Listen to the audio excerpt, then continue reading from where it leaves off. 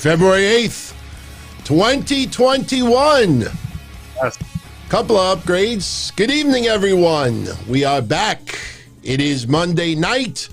Breakfast Soup Raw. I am Don Tony, and he is Anti-Missionary Thomas. What's going on there, DT? Loving the upgrades, dude. Oh, yeah, just messing around, you know. Things are getting a little bit easier, so now we could, like, test a few things, you know, little.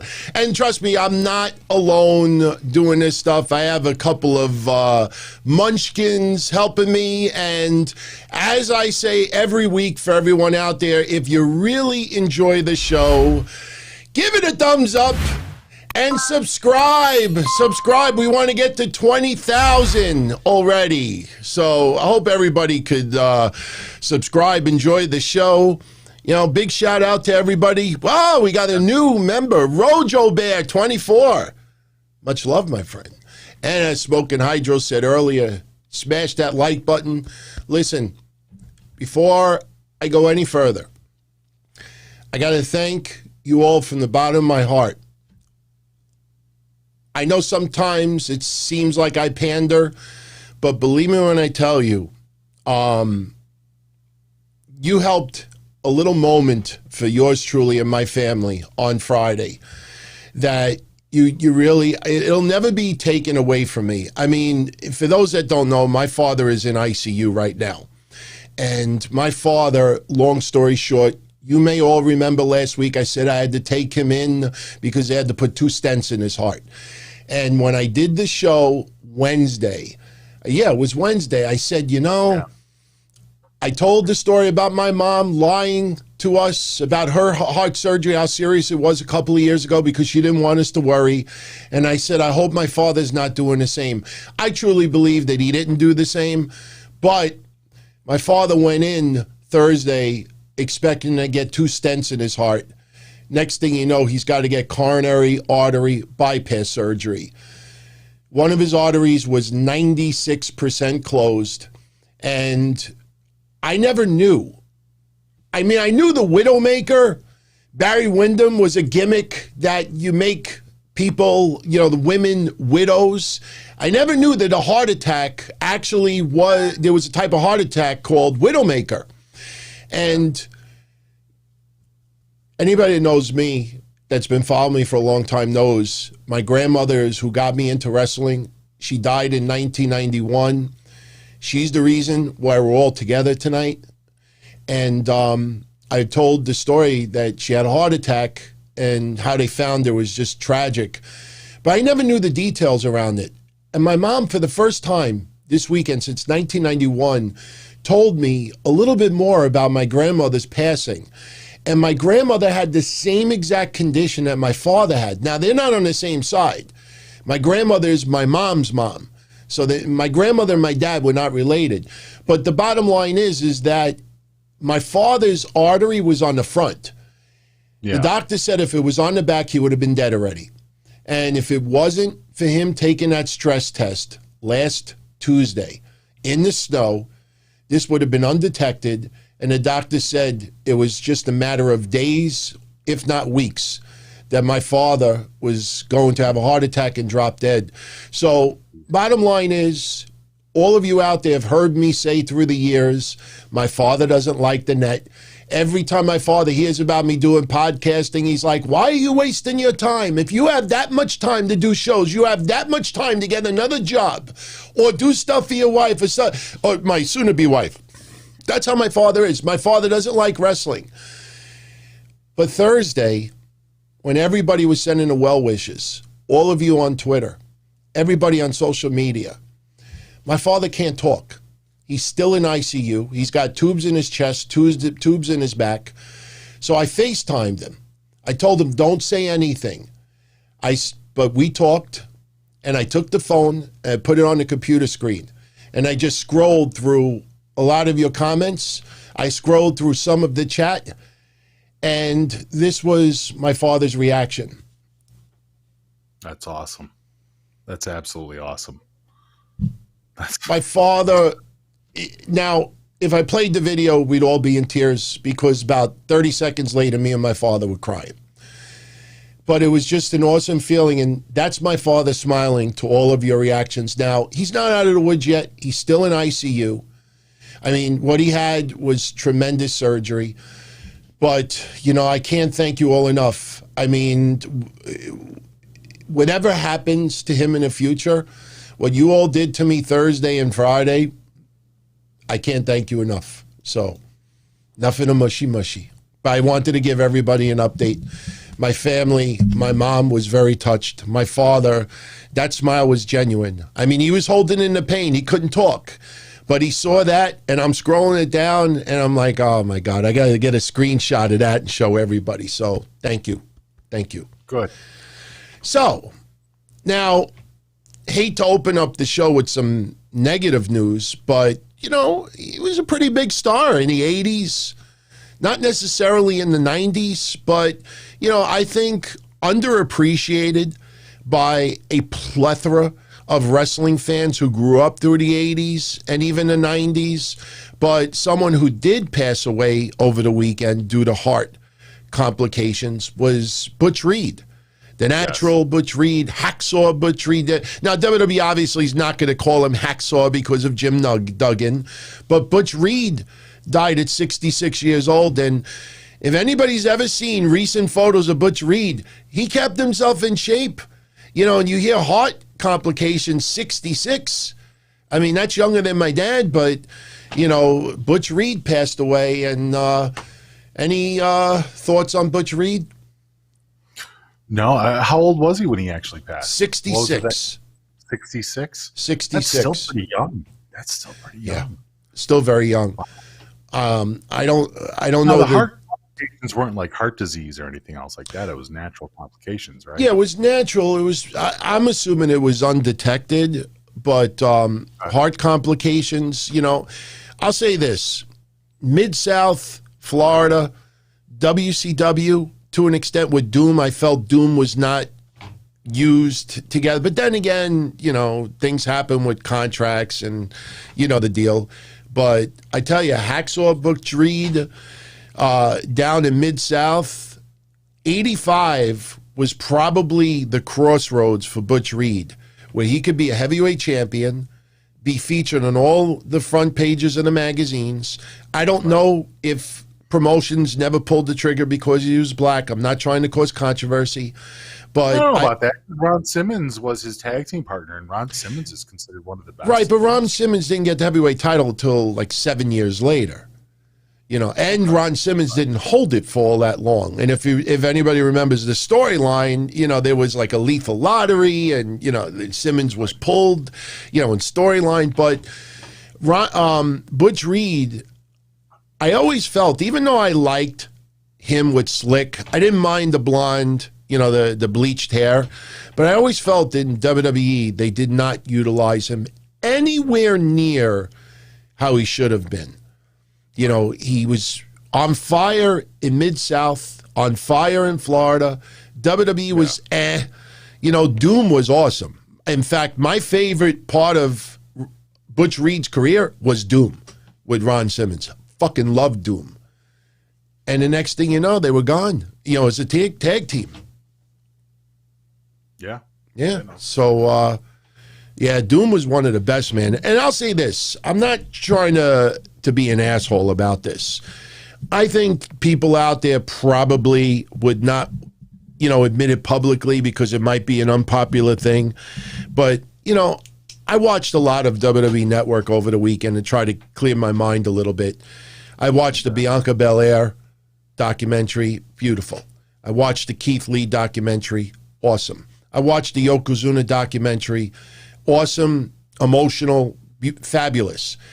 Right. I watched the APA one, and I'm like, 20 fucking minutes, 25 minutes?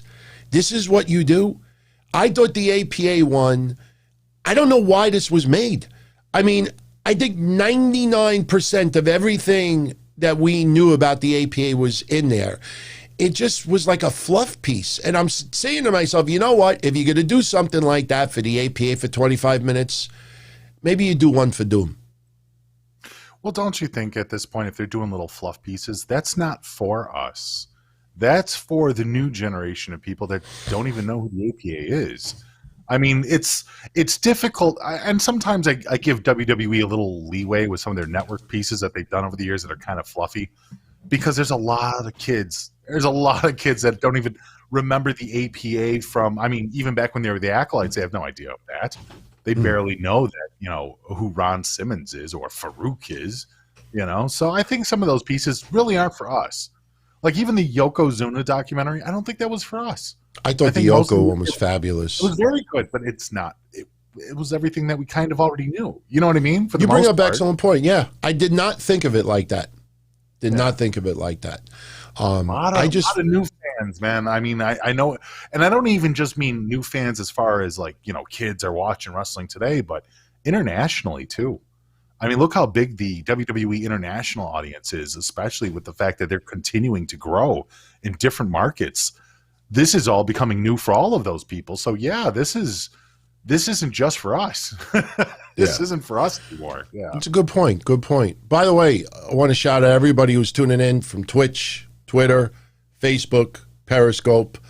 I don't remember. Oh, Daily Motion too. Steve, Larry, Joseph, Sean, and everybody on YouTube, obviously, the family, and welcome aboard. Couple of quick shout outs, if you don't mind. Want to give a shout out to Mark Oliver. Oh, thank you, Mark. I really do appreciate it. You know, my father, I'm not just saying this because he's my dad. I've said this for years and years and years. He's by far the toughest son of a bitch I've ever come across in my life. The work ethic about him, the guy cannot stand still. He's one of those that if he decides to stand still, his life is over. And I know, obviously, if he comes through this, you know, he's going to have to make some major changes, but he is the toughest. If there's anybody to pull through this, it's him. Toughest son of a bitch. But I thank you for that. I thank you for that. Very good. Yeah. So, Crazy Cruiserweight. I'll tell you the truth, Crazy Cruiserweight. I don't know what's going on with Discord. I'll be honest with you. I think you and a lot of people know I don't frequent it all that much. Usually when I do, you know, it's in passing. It's not deliberate or anything like that, but, you know, I'll talk to you privately. And as far as Tom Brady being the greatest of all time, I tell you, man, you know, I grew up with Jordan, and I grew up with Joe Montana. Maybe there's a little bit of a debate for Steve Young. You know, you go older, you think of Wilt Chamberlain, you think of Bill Russell, you think of, you know, Henry Aaron, Babe Ruth, Willie Mays. I'll tell you the truth, out of all the sports athletes, I still think, as far as five tools, I think Willie Mays is probably the greatest of all time. I really believe that. Just the five tools. But Brady, I mean, as far as greatest quarterback of all time, yeah, I think so. As far as just in all of sports, you know, nothing against football or anything like that, but 16-game season, compare that to 80-some-odd games in basketball, 162 games. And yes, football is much more physical. I think Tom Brady is the greatest quarterback of all time. But when people are going cross, I don't think it's fair to go into other sports. I don't think it's fair to compare Brady to a Jordan or anybody like that. But I think Tom Brady, I mean, after this, I mean, what Gronk did as well. I mean, did you watch the Super Bowl yesterday? Yeah, absolutely. Had a good time watching it. It was, if anything, the feedback was kind of some of the funniest stuff because it was amazing. And myself and Joe, we did like a little Super Bowl sip show afterwards. And it was just amazing, the backlash from New England fans. So there was a lot of New England fans that appreciated what Tom Brady did for their team. And there were a lot of people from New England that kind of called Brady a traitor. And I thought that was kind of wild. There was some funny tweets and there were some funny memes. And there's even videos on YouTube of Tom Brady winning the Super Bowl. Somebody animated Tom Brady winning the Super Bowl, and he did it for his son. And then he proceeds to like heavily make out with his son while punching Giselle with his like umpteen rings. And it was funny, but at the same time, it's like, wow, man, that's pretty brutal. And there was other people saying that, yeah, Tom Brady's a cheater. I'm from New England. I know. It was amazing backlash. Now, overall, the game itself, I enjoyed it. I think that personally, I'm not a fan of referees getting involved in everything. Now, I'm not saying that what Kansas City did get caught on wasn't something that they should have flagged, but at the same time, there was a lot of times that Tampa Bay had some pass interference going that completely got ignored. So it's like, what's good for the goose is good for the gander. If you're going to go heavy with referee calls, do it on both sides. But I'd prefer not. I'd rather see old school smash mouth football. I'm a fan of football from the 80s and the 90s. There was a lot more lax rules back then than there is today. But once again, there was also a lot more concussions. So who the fuck am I to talk about that? Yeah. Yeah. I thought the game was decent. I thought Brady did phenomenal. I'll say this. I compare, as far as the New England fans, this is what I have to say about it. I compare it to like the old game show, Let's Make a Deal, or Deal or No Deal. That deal or no deal. Basically, when Brady's contract was up, a lot of fans in New England thought, he's not going to win another Super Bowl. Let him go somewhere else. Let him finish out his career. Let him do what he's got to do. You can't have it both ways. If you felt, it's best he moves on, it doesn't seem like it's in the cards, his best years are behind him and this and that, then you can't get bitter if he wins a Super Bowl somewhere else. Like I said, it's like the Let's Make a Deal. If you trade in your briefcase and in return you get nothing, well, that's your decision. So you can't have it both ways. You can't crap on the guy or, just underestimate him on the way out, and then because he could still go, then you become bitter. And that happens in all sports. I think we all agree. And I probably have done that over the years as well. Right. But congrats. I mean, Tampa Bay's got their championship 18 years, I think it's been. Yeah. Something actually, like that. How did you watch the Super Bowl? Did you just watch it on cable?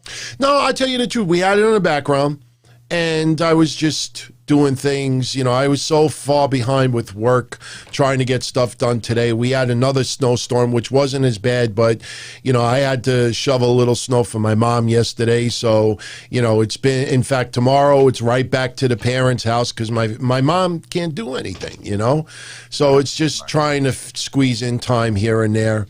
But, no, I was actually asking how you physically watched it because I don't know if you knew this or not, but CBS was really pushing the All Access thing last night. Yeah, no, I was watching a regular TV. That were watching on CBS All Access didn't actually get to see the Super Bowl. Yeah. I think that this is one of the things that's a problem with CBS versus NBC. NBC has Peacock, and everything is all on Peacock. You have their news, you have their sports, you have their movies and TV shows, all under one app.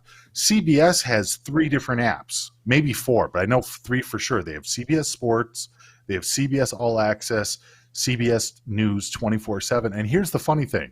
So they try to get people to sign up for All Access in order to see the Super Bowl.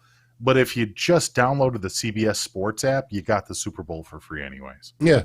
So it was just CBS trying to get ploys to get people to sign up. And, hey, they probably did succeed in getting people to get some subscriptions. But, I think in the end, everybody who wanted to see the Super Bowl was able to. There was so many illegal streams online anyway. Well, that too. So. That's always. By the way, Dorian Moore, on Thursday, I talked about Tyler Reks having, becoming a woman. You have any thoughts on this? Because basically what I said Thursday is good for her. Yeah, I mean, I thought the presentation was a little odd.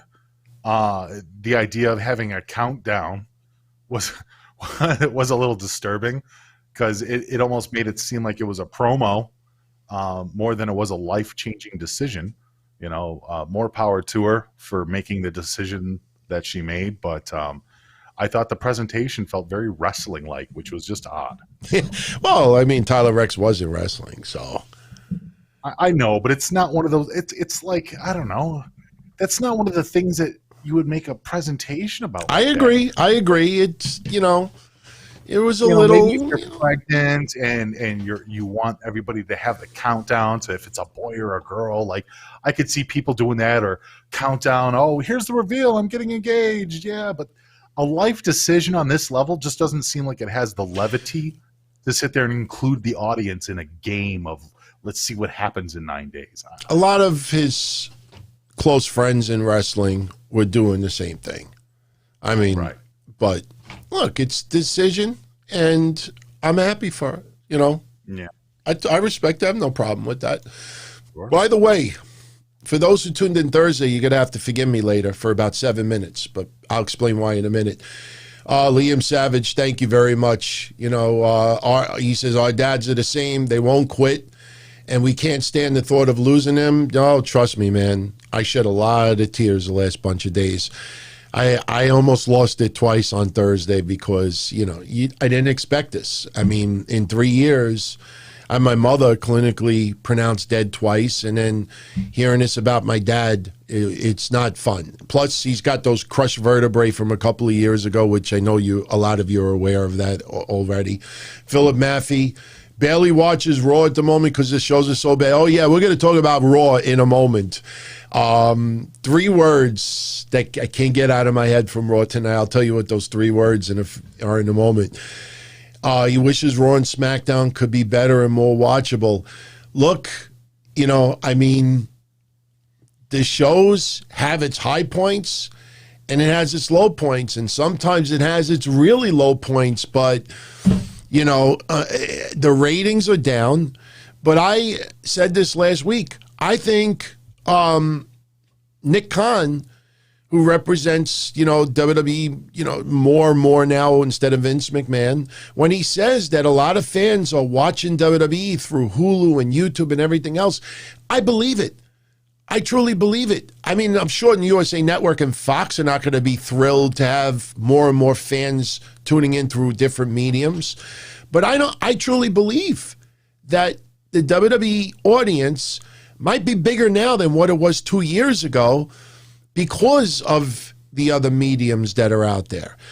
What it comes down to, though, is are those fans spending the money? You know, are they buying the merchandise? Are they ordering the network?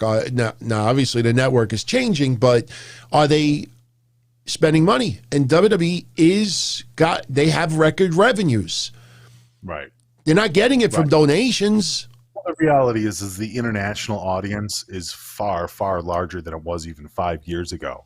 So, and unfortunately, that really doesn't have any bearing on the Nielsen ratings. They don't care what is it, Sony Plus or Sony TV does in India, but those people are watching wrestling. Yeah. So you don't have the full picture anymore.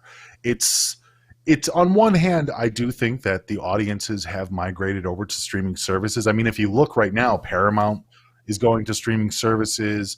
All these different channels that are usually bulked into like cable packages are all now splitting up so people can buy whatever they want to watch individually as cord cutting continues. And as that transitions over, the standards of just being able to read ratings through cable boxes has changed. It's not even the same way. It's almost like the idea or the way that they measure the amount of viewers is becoming antiquated, and they're going to need a new system in order to keep up with all the different streaming options. You're absolutely right. Again, not just talking about America as a whole or even North America, just talking about internationally. I would love to see what the actual Raw and SmackDown and AEW numbers are internationally total. Like, I would like to see that, but sadly I don't think there's a way that there's no measuring service to give us a true reading of everybody that's watching. So the idea of the Nielsen ratings is, once again, it's still an estimate. And yes, there is a trend to the estimate that does seem to lower. There is something to be said about that. Yes, there are problems in the company. Me and you have talked about it ad nauseum, as well as myself and Joe and others. But the idea of WWE doing so little now as being affected to the entirety of the planet, and I don't believe it, man. I'm sorry. I just think that the numbers are incorrect. The actual numbers are far, far higher. Yeah. And I agree, Ben. Nielsen is archaic, but advertisers still use, that's the platform. That's the only thing they got. It's the only thing they got. Yeah, totally. It's the only measuring service that they really have. Is there anybody else coming in to try and take away the Nielsen device and do the measurements? Like, I don't know of it. That's why I can't stand all these people that focus on demos for AEW. You know, if you think about the demos that they keep bringing up, those demos are likely the ones that would go out onto the streaming media, that would go out onto the Rokus, that would go out onto the Fire Sticks, that would go out onto the YouTubes. You know, you would think that other demos, the older ones, would be less inclined to watch through those mediums. That's why I always said since day one, the people who should focus on the demos are the promotions, the networks, and the advertisers. That's it. Yeah. Whenever you see other people doing it, they manipulate it as a way to justify it. It's a way to justify it. It's like what I used to do a long time ago when I used to go on the scale. And I used to try to lose weight. I tried to, for some weird reason, convince myself that I was losing weight when I wasn't. So what I would do back in the day is I would take that dial, the manual scales, and I'd like move it back a pound or two. Or maybe this time around, I weigh myself without socks on or weigh myself without a shirt on. And I go, I'm still a pound lighter. And then you run out of clothes and then you look and then reality kicks in. So, but Rain Entertainment. Rain says our show was there for him and others. When life got tough, you all will do the same for not just me, but for Mish as well. And thank you. I'm telling you, you have no idea. I was so looking forward to doing this show tonight. It's a shame that we got a little bit of a Shangada episode of Raw. But, you know, we're here and the smile is authentic and we'll talk about it. We're going to talk about a few things tonight. You want to talk about WWE's newest signing? You know, I'm telling you, man, I know everybody compares him to Brock Lesnar. Him in interviews, he says, oh, they've called him Brian Bosworth. They called him Brock Lesnar. They call him Dolph Lundgren. But man, oh man, Paul Heyman gave a seal of approval. Yeah. I'm telling you, if this guy, you know, who's the wrestler that got injured in NXT last year? I'm drawing a blank. Oh my God. Every time I mention his name, I draw a blank. Chat room, bail me out. Oh my God. Who is the guy that was supposed to take out the Undisputed Era for Pat McAfee and someone, just like a 3-second delay. Someone will pull it up in 2 seconds. But Ridge Holland, thank you. Thank you, Dorian in line. Ridge Holland. Ridge Holland gave me a little bit of those Steven Regal, Brock Lesnar vibes. But this guy, Jesus Christ, man. Oh, that's a little too small. I mean, you know, that's before, obviously, a lot of tats. This might be a little bit of a better picture. But WWE signed Parker Boudreaux to a contract. And on the preview for tonight's show, I put in parentheses, is this WWE's next, and I spelled it NXT, next big thing. This guy, I mean, he's young, right out of, I think, college with football. This guy is a freaking beast. This guy looks like he wants to eat, sleep, shit WWE. What do you think about this signing? He looks good. I mean, I'd love to know like his specifics, what he presses and everything else like that. But I mean, the guy physically looks good. And yeah, he does look like he is a relation of Brock Lesnar, which I don't know if they would do it. Do you think they would do the family storyline? Like this is Brock's long lost little cousin or nephew or some shit? Mm-mm. Well, they used to do that back in the day all the time. That was a territory thing where, oh, this is such and such cousin, and they bring him in there. But he really does have a splitting image, and he does have the physique. So let's hope that he has more than just the looks department. Let's hope that this guy can actually either learn to wrestle or be the powerhouse that he looks like he could be. Twix says he's got shit tattoos. Trust me, I'm not an expert in tattoos. I don't have any. I have a tattoo of a scar. And it's a scar. Get covered up. You know what? This guy is still a monster. And the most awesome thing about this is, and I remember covering it on the history shows. I think it was, I don't know if it was 2000, but Brock Lesnar, right out of college, WCW was scouting him, WWE was scouting him. And he ended up signing a deal with WWF at the time. And, you know, he was a college wrestler. He was not a pro wrestler. He went through OVW. We saw him come up, and look what he ended up becoming. So this is why, it's not just the looks, but this is why so many people are comparing it. Because this is a guy that is going to be coming up, maybe not OVW, and maybe he won't have to sleep in his car, but this is going to be WWE's creation. This guy legitimately, and I'm not trying to play on, I am playing on words, but I'm not trying to overhype this. He could be truly the next big thing for WWE. He's a monster. He's a monster. And I'm definitely looking forward to seeing what he could do. Parker Boudreaux. So just remember that guy's name. Oh, by the way, you were talking about Super Bowl earlier. Did you see Miley Cyrus with the FTW? Right away, everybody thought of Taz yesterday. No, I actually didn't see that. That's funny. She had FTW on. FTW. So, yeah. Oh, yeah, DX Girl brings up Alex Hammerstone. Absolutely. But Alex Hammerstone, the thing with Alex Hammerstone is he's already wrestling.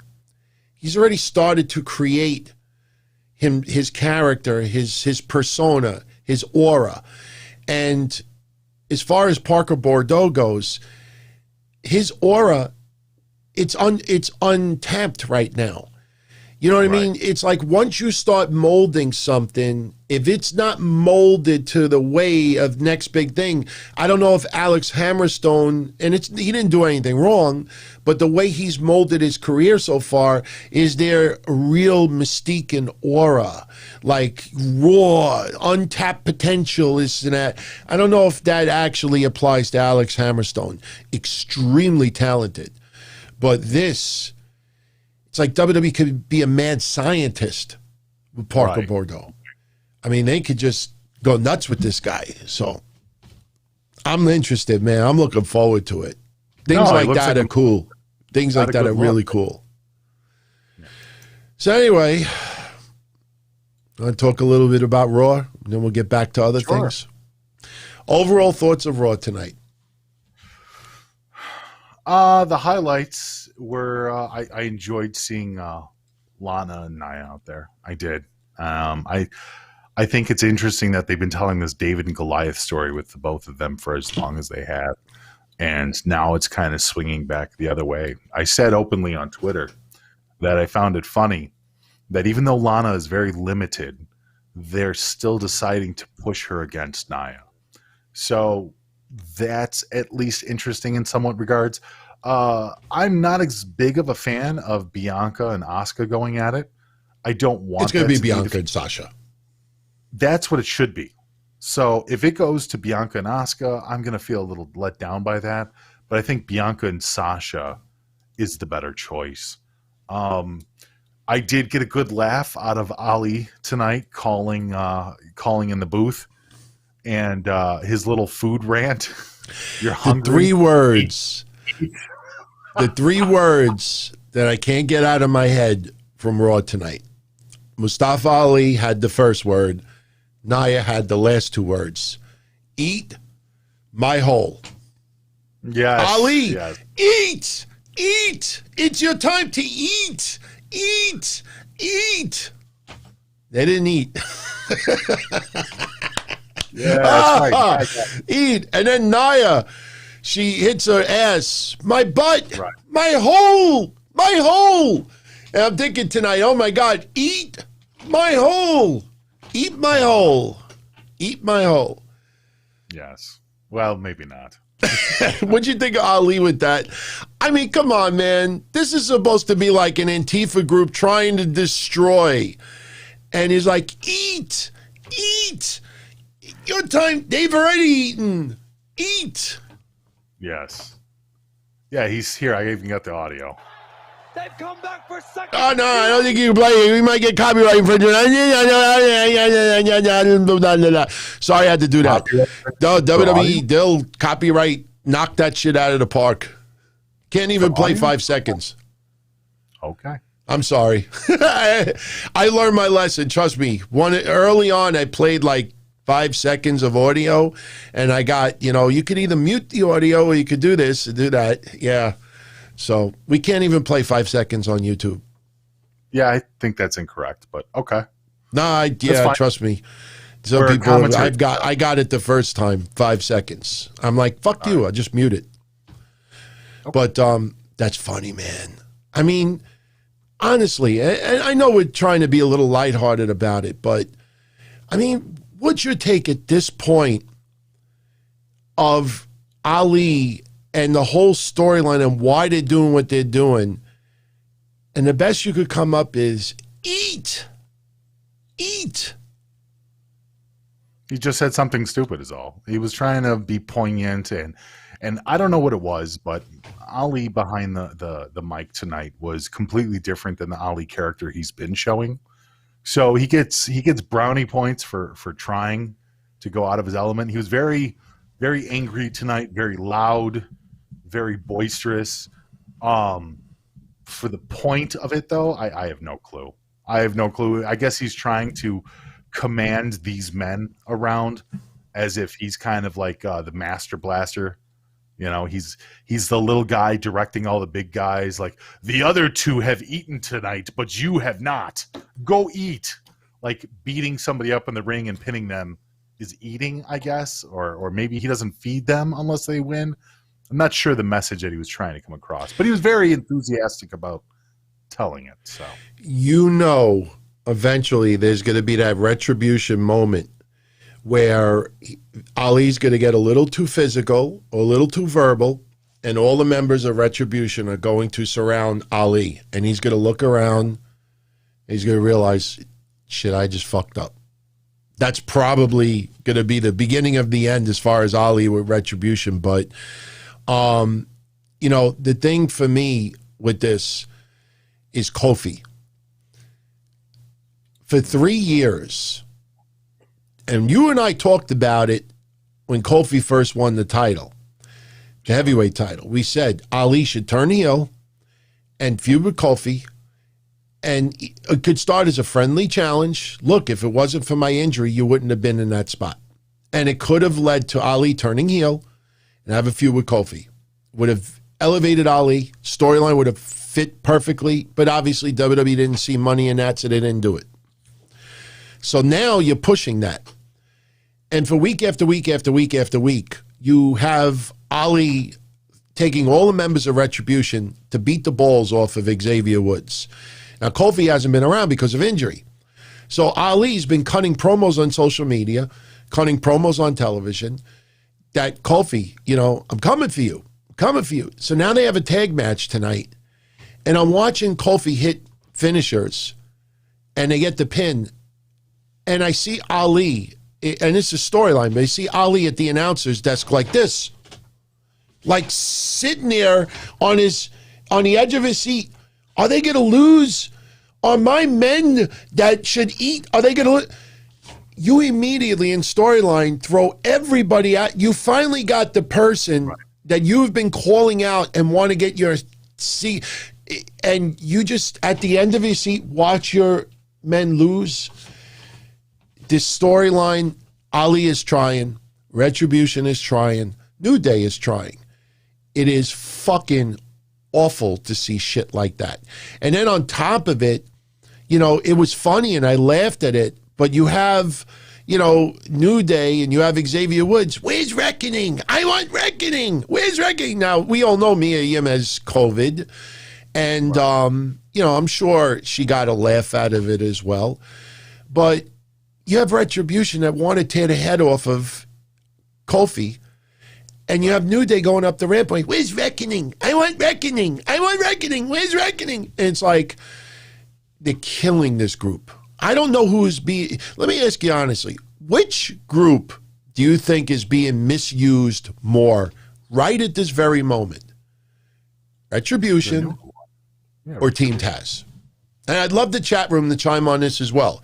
Just type Retribution or Team Taz. Which group is being used the worst right now? Why is Team Taz being misused? Why do I think it's being misused? Yeah. Very simply put, Sting is how old? Sting is what, 60 years old? Right. Okay, he's about 60 years old, plastic bat. You have Hobbs, monster. Right. Brian Cage, monster. Taz, okay. You know, Ricky Starks, you know, smaller. And because the lights go out, Team Taz runs out of the ring every fucking week. The snow comes down and they run to the side. Sting comes out with the plastic bat. We'll go see you another time. For a month and a half, they've made Team Taz look like a bunch of pussies. Every time Sting's music hits, they run out of the ring. I compared it to, you know, those for pest control, if you have mice or big roaches, you could use traps, but you have this electronic device you could plug in your outlet, and it emits such a loud pitch sound that we can't hear. But it's so loud and annoying that the rodents just run away, go to the next town over. That's what it seems like. Instead of this high-pitched sound in the outlet, it's Sting's music. And they run like mice running away from cats.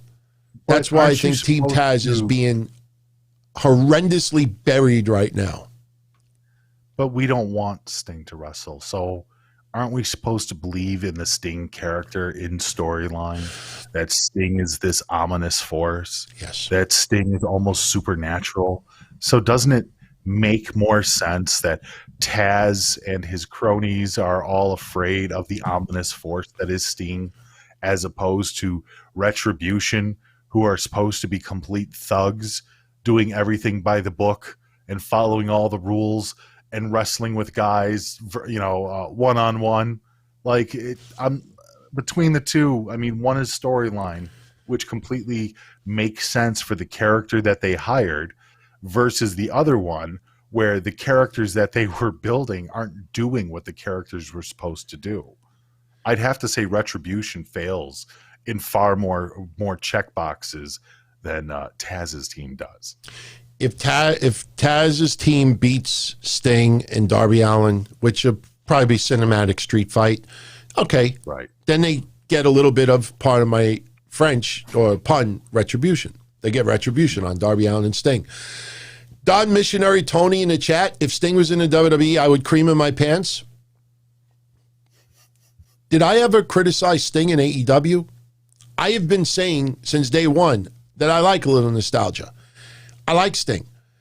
I'm happy that I have not criticized Sting.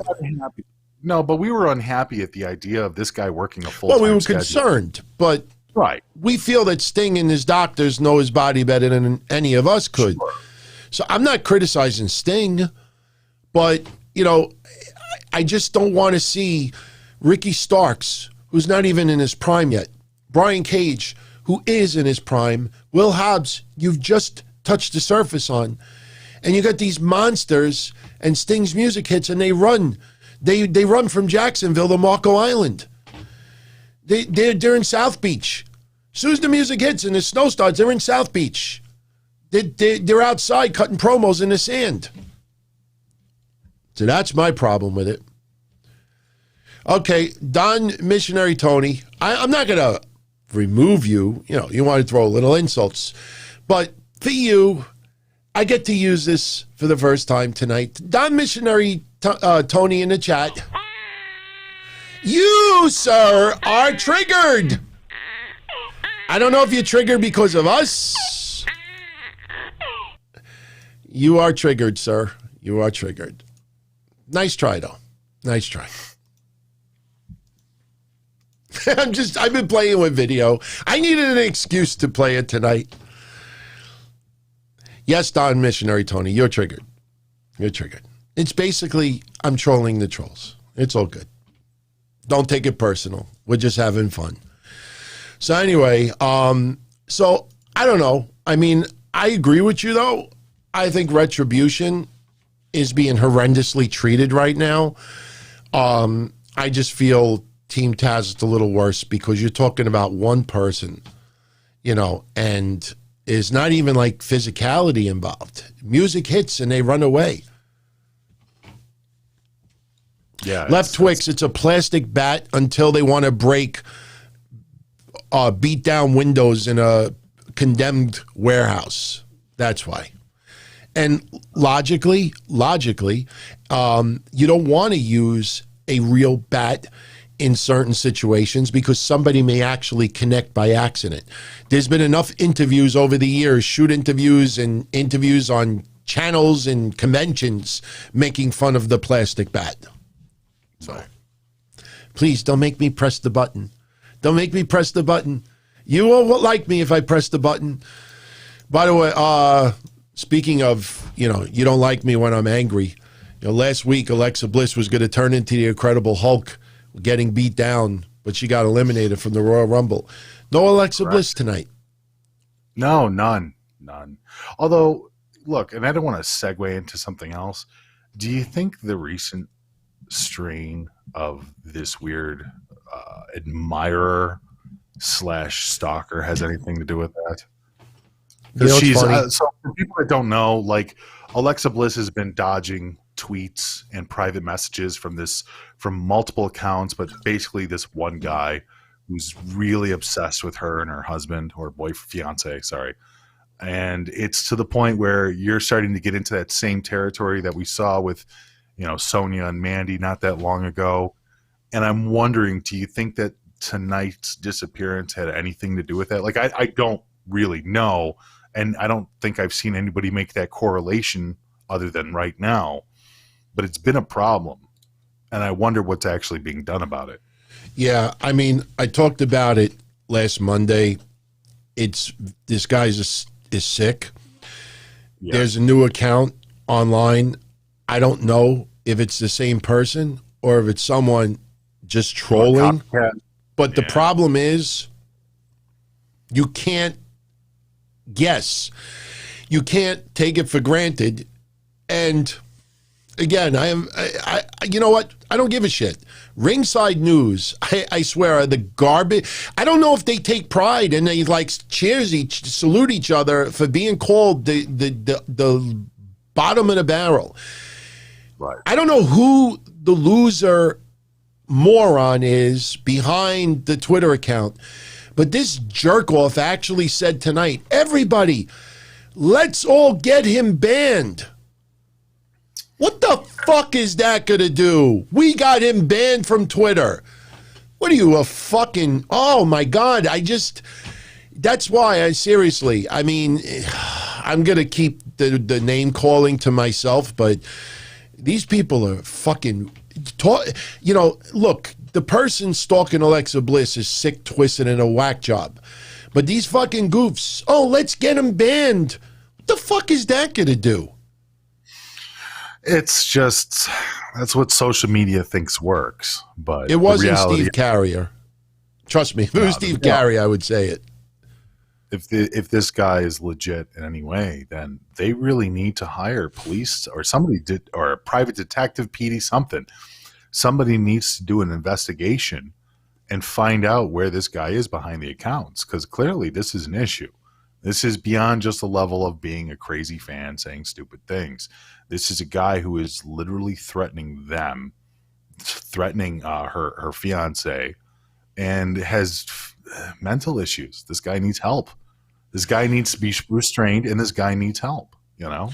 If somebody is just trolling now online, pretending to be this guy and just trolling, you got to be the dumbest schmuck in the world to think, hey, I'm going to have a little fun and pretend I'm the stalker and I'm coming down to Florida. Motherfucker, I hope the FBI knocks on this person. Oh, I'm just fucking around. I'm not really the stalker. It's like a bad wrestling storyline. They're going to show up at his house. I'm not the stalker.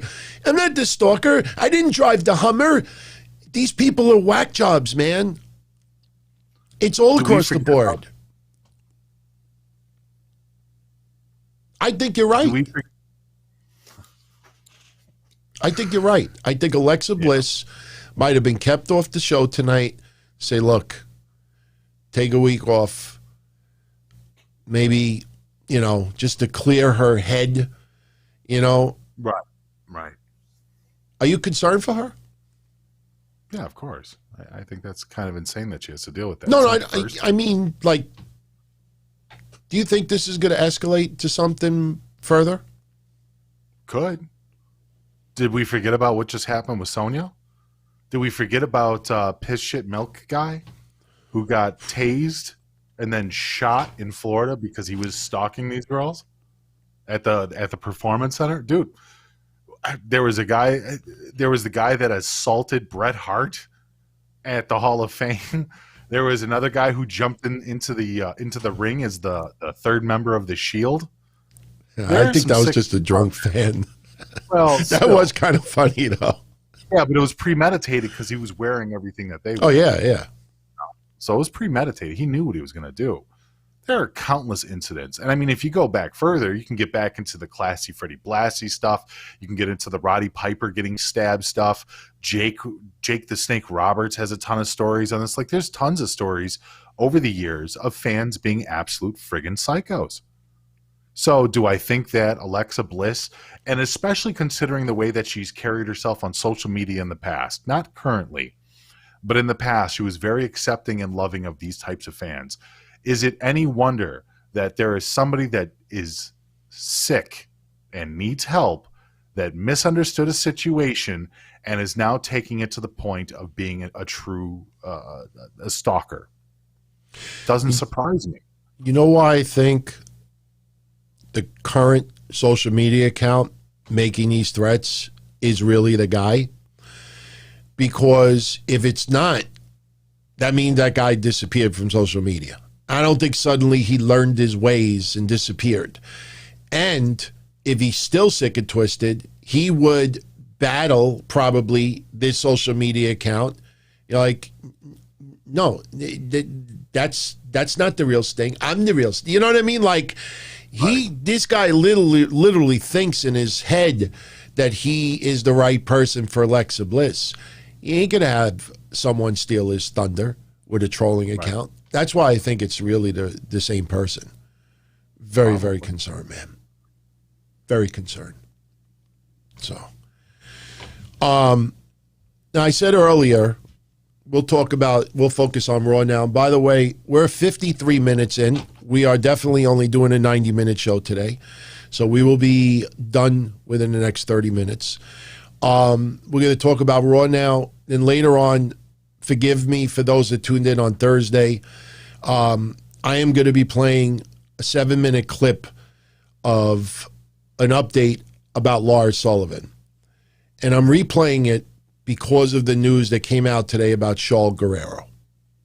So we'll talk about that later, and it's doing mental health and a few other things. But anyway, Raw opens up tonight. Adam Pearce is in the ring. Mish, any idea why Shane McMahon showed up? I mean, it was nice to see him. Any idea why he showed up today? Yeah, I think it's laying out a foundation for the future. I think since we're getting around to WrestleMania, it's time to start bringing people back.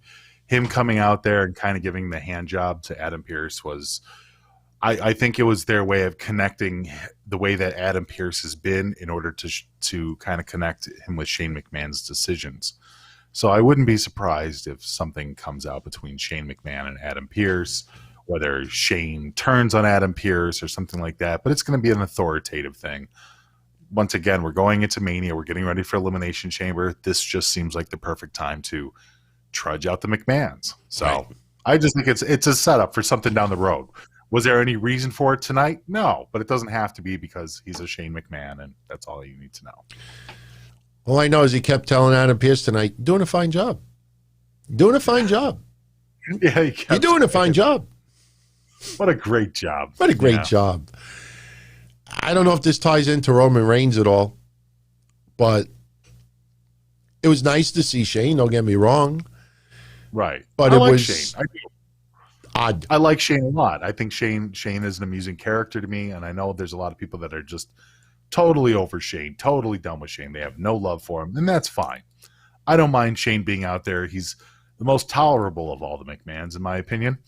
And I don't necessarily need an excuse to see him out there. If he wants to be out there, it makes sense to me. It's fine. I don't even think, like, he was part of the announcement, I'm assuming, that instead of Drew McIntyre taking on Sheamus at Elimination Chamber, they decide to do this. At Elimination Chamber, Drew McIntyre will be defending the WWE Championship against Jeff Hardy, Randy Orton, Sheamus, AJ Styles, and The Miz inside Elimination Chamber. I feel, in my opinion, two things. Number one, I guess WWE did not want a number one contender to come out of Elimination Chamber. This is concerning. I don't even think it's that big of a deal that they feel that Drew versus Sheamus is not big enough to put even on an undercard during Elimination Chamber. The thing is, Edge winning the Royal Rumble in storyline, he can choose whatever he wants. Now, usually that person chooses his opponent, and then the person who wins the Elimination Chamber becomes the number one contender for that championship at Mania. Right. So what I take from this is, if Edge chooses Roman Reigns, which seems the most logical, even though I made my case last Wednesday why Edge should take on Finn Balor, if Edge chooses Roman Reigns, that means Drew McIntyre is coming out of Elimination Chamber likely the WWE Champion, which means no number one contender is crowned at Elimination Chamber. So then I start thinking to myself, is it possible that they may actually consider Sheamus versus Drew at Mania, and they don't want Sheamus to win Elimination Chamber? You see where I'm going with this? Like, right. They could just announce the match. Adam Pearce could just come out there after Elimination Chamber and say, Sheamus, you're taking on Drew at WrestleMania. Well, what if they make Sheamus the champion at Elimination Chamber? Oh. And Drew gets his rematch at WrestleMania? Look, you and I for 2 months said Drew versus Sheamus is happening. Yeah. And yes, he kicked him last week, and we sort of got that. I don't think Sheamus going into a 2-night WrestleMania with 30,000 fans is something I think WWE wants to do.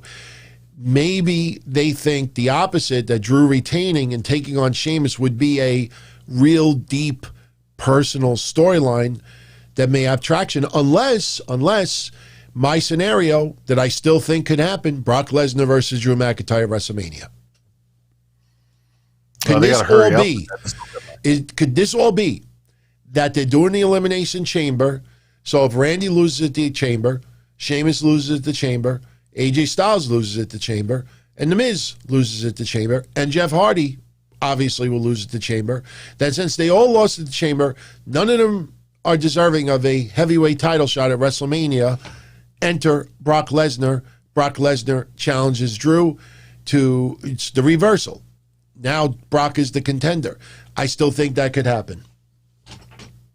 So you think that they would build like a large stable that crosses multiple brands with Paul Heyman, Roman, and Brock Lesnar? Be interesting. I don't think it would have the Kurt Angle, Steve Austin dynamic from the Invasion times. It wouldn't even have the Triple H Stone Cold dynamic. No, but it would be interesting. You know. Yeah, it would be very interesting for Roman Reigns. He's the tribal chief of everything, and he's got to look over at Brock. That would be. I think. I'm not saying that it'll happen, but it would be interesting. I don't think Drew McIntyre is going to face anybody from that chamber at WrestleMania. I don't think Drew's losing that belt at the chamber. I think this was all designed tonight. And by the way, if people didn't figure it out, Bianca and Edge tonight, their promos were excellent. But the only thing that those promos did tonight was basically say to everyone, we're not picking our opponent until after the Elimination Chamber. That's really what it was. I mean, Edge's promo was phenomenal. His back and forth with Miz was great. But basically, their two promos basically set up, Asuka's going to be taking on Lacey Evans at Elimination Chamber. So we don't know who the champion's going to be. And that doesn't necessarily mean that I'm going to choose the champion on Raw. But, I got to wait until after Elimination Chamber to see if it's the EST, the best opponent for me. And I'm ad-libbing here. I think Edge's promo too. We'll wait till after the Elimination Chamber, and then I'll make my decision. Right. So they just bought 2-3 weeks. I don't know. I'm not feeling this match. I'm not feeling it. I'm not saying it's going to be a bad match, but I think that's all designed just to get Drew McIntyre to retain, get through this pay-per-view, and then set up something bigger. So AJ Styles takes on Jeff Hardy, beats him about 15 minutes. Fun match. AJ Styles took on Jeff Hardy last year. I remember that match, and it was phenomenal. They had that ladder match on one of the pay-per-views that was incredible. AJ Styles and Jeff Hardy tear it up. But I don't know if you feel this way, but Jeff Hardy has lost an awful lot of matches the past bunch of months that I don't know why he's in this Elimination Chamber other than to take some crazy-ass dive from somewhere in that chamber. I think Mish went for a smoke. I think Mish went for a smoke. Or maybe he went to do potty. So, I don't know. I don't know how you feel about AJ Styles, Jeff Hardy being in this chamber. AJ Styles, I tell you, they've built up AJ Styles. Ben, I think he had to use the bathroom. He faded out, probably went for a smoke, went for the bathroom. It's all good. But AJ Styles versus Jeff Hardy today was a fun match, but it just felt like filler. Yes, these two guys are Elimination Chamber, but Jeff Hardy has lost so many matches in the last couple of months, to Lashley especially, that I don't know how, okay, the selling point is you got all former champions in the Elimination Chamber. But there's other people as well. And by the way, what's going on with Christian? You don't want to strike while the iron is hot and have Christian show up tonight? Christian is the magic word that'll get Mish back, by the way. I mean, he shows up at the Rumble. It was nice to see him. And you don't bring him back maybe to have some match tonight? What's the deal with Carlito? I don't know. But Jeff Hardy and Jeff Hardy and AJ Styles had a great match tonight. But AJ wins in the end. There was a couple of moments in the match that seemed a little bit but in the end, AJ Styles gets the win. What I was bringing up, Mish, is, you feel that Jeff Hardy has lost an awful lot of matches the last couple of months to be even in this Elimination Chamber, other than maybe take a crazy-ass bump, or maybe they take the wrench out again and start ripping out his hole. My hole. That's what they want him for, though. Let's not even kid ourselves. Jeff Hardy is there to be the highlight reel of the Elimination Chamber. He's going to take a couple of crazy bumps because that's what Jeff Hardy does, even in his 40s. So I'm not surprised that he's in this. Yes, does he belong to be a viable contender in this? Probably not. I don't think there's a lot of people that look at Jeff Hardy and go, that's the guy who's going to beat Drew McIntyre. I don't think anybody sees that. But we know what he's in there for. He's entertaining, he's a high flyer, and he's willing to take bumps. And that's what he's going to do. He's going to make this match go beyond just being mediocre. He's going to be the guy to try and elevate the match for everybody involved. And that's what his position is. That's what his job is. I was also bringing up Christian. You surprised they didn't strike while the iron is hot and have him appear tonight? Yeah, I don't know what's going on with that. I heard you in the tail end bring up Christian's name. I'm a little confused too, because from what I understood, or at least what all the dirt sheets and news sites were telling us, was that Christian had now signed some kind of a part-time in-ring deal. Yeah, that is true. That is true. When are they going to utilize that? Are they going to utilize that after WrestleMania? Because you would think right now is the time to actually use Christian. And also Carlito. Yes, you're right about that. I'm surprised that Carlito isn't doing something on SmackDown or on Raw or something. You know, I would like to see him on Raw. I'd like to see him, you know, meet up with Shelton and a few other guys. Like, I don't know. I think there's absolutely room for a guy like Carlito. And, you know, if WWE squanders that, then, well, it's another what-if scenario that doesn't come true.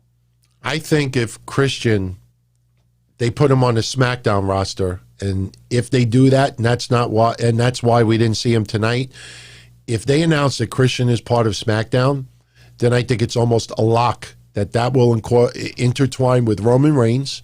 And Roman Reigns, after what happened last week, where he demanded an answer from Edge and then he got stunned for his troubles, that if Christian shows up on SmackDown, Roman Reigns is going to hunt Christian, lay him out, destroy him, and that is going to bait.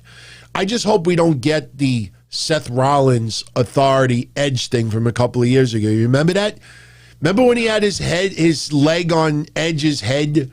You know, and that was horrendous. I don't want Roman Reigns to have Christian in a compromising position. And Roman Reigns says, you know, accept, you know, face me at WrestleMania, face me, choose me, choose me, choose me. And then Edge is forced to choose him because Roman Reigns is about to destroy or put Christian out of his misery. I hope to God they don't do that. Yeah, I don't want to see that. Christian doesn't need to be used as a foil in order to get people over by injuring Christian. Yes. You know, Christian is talented enough to have matches in the ring with people and then get him over that way. I don't understand why. Yeah, you're right. The last time Christian came out to defend Edge, he got his ass kicked. And it's like, he's more than just a foil. He's more than just a prop. Christian is a very capable wrestler who has proven himself time and time again in the ring. I don't understand why WWE still looks at this guy and goes, what can he do? He can do a lot. He can do a lot. And it always feels like they just reel him back in. So and you know what the thing with Christian is? He looks so good in the Royal Rumble. Yeah. This guy, you don't want to waste any time that he has in a resurgence of his career. You see, this is the thing. This is why I said last week that there's a lot of hypocrites out there, because they bitched about Goldberg's age, but they didn't bitch about Edge's age in the Royal Rumble. And last night's Super Bowl showed you. We had a 43-year-old quarterback win the whole thing. And that goes to show you that age is just a number sometimes. Yes, there's some younger guys on the WWE roster that people may feel are losing an opportunity because Edge is getting this opportunity. But if Edge is the one that gets you the most eyes, and is backing it up, Edge not only wrestled an hour in the Rumble, he had 20 minutes with Orton the next night. Right. And he showed up on SmackDown, and he showed up in NXT, and he showed up on Raw. I mean, the guy, it feels like the guy has truly got the fire lit under his ass. You know, Mish, that there's some people out there that you feel that person really wants it, really is enjoying themselves. I saw tonight a lot of people saying Shayna Baszler, it looks like she's just going through the motions. I don't agree with it, but I understand why people say that. There's some people that have matches and you just feel like, oh, this is what I got to do tonight. All right. You know, let me just do what I got to do. And then that's it. Edge, it feels like the guy truly got a second leash on his wrestling life. Sure. And he's got that fire in his gut. And that's a great thing you want in wrestling. I don't know if you agree with me, but does it feel like to you, like, does it come across to you that way? Yeah. I think Edge is doing really well in the promos. I think the idea of him working every damn show is kind of crazy. I mean, he's been on Raw, then NXT, then SmackDown, now back on Raw. Like, the guy is trying to catch up for whatever reason it is. And I do believe him when he talked about in that initial promo how he missed the fight, you know. And I thought that it was out of place, especially for the time.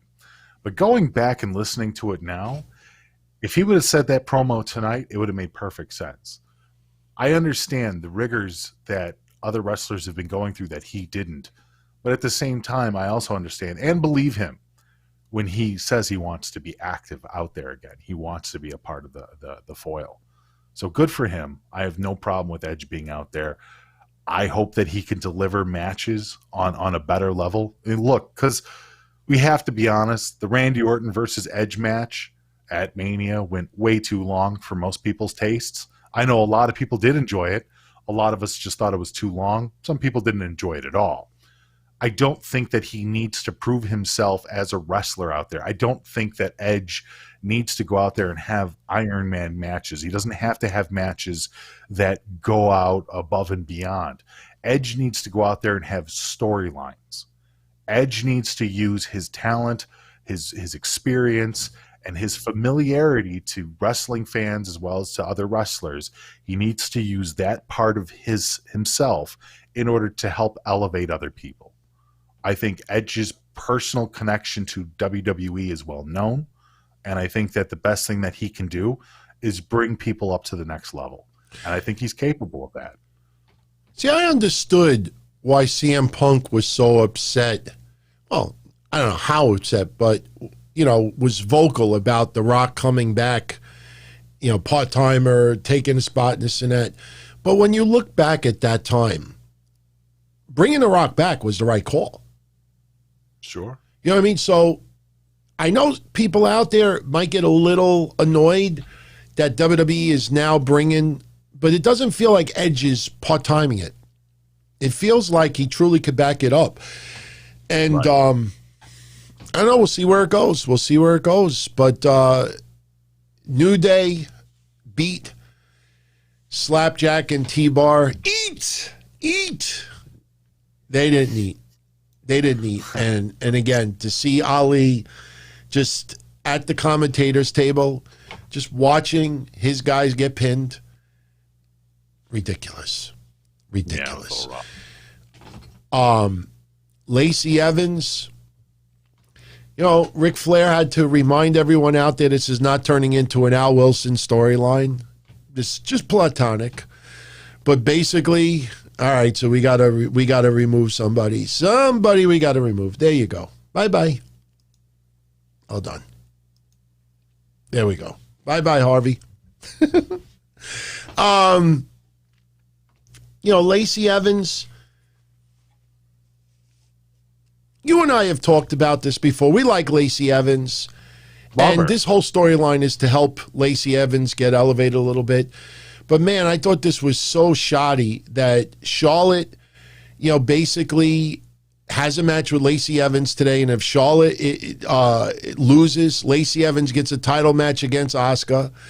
Then there was one weird point where Charlotte, like, charged Lacey Evans into the corner and stopped. Yeah. And Lacey Evans slaps her. And then Charlotte's like, come out. And then it was a mess. The match was a mess. And the worst part about it is, if you think of the whole storyline, why would Charlotte, at the very end, for pretty much no reason, lose it, causing a DQ, which allows Lacey Evans to get the title shot against Asuka? Now people are thinking, oh my God, you mean to tell me that Lacey Evans could possibly win the belt, and this Asuka loses the belt, and there's some fallout with Asuka and Charlotte? I don't know, man. I mean, but isn't that what this entire setup really is? It's a drama mess. I mean, you got Lacey boinking her dad. And she and Lacey, Charlotte and Lacey are in a feud over title shots.